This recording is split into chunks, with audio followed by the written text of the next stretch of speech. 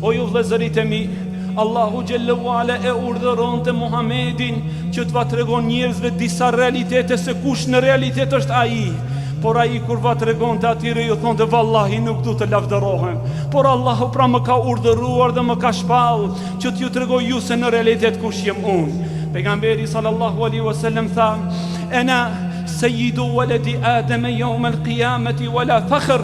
Unë jem zotëriu I bijve të Ademit në ditën e Kiametit dhe vallahi nuk e thun për të lavdëru. Pra e them se Allahu xhelle xhelalu më ka thonë që va tregoj ju, por ndryshe unë nuk jem prej tyre që lavdërohem para njerëzve dhe tregoj mendje madhsi. O ju robër të Allahut, Muhamedi ishte një njeri I thjeshtë që uleshte aty ku gjente vend në mexhlis, saqë ndonjëherë një njeri I panjohur edhe nuk e njihte kush është Muhamedi. Ja në një ditë prej ditëve, edhe një arabi fshatar për arabëve dhe tha: "Ku është Muhamedi?"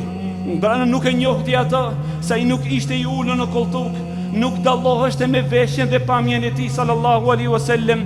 Dhe kur ja dikush I pe sahabëve I tha: "Dhakel abyad al-musharrab bil humra." Është ai bardhoshi atje I me mollza të kuqe alayhi salatu wassalam.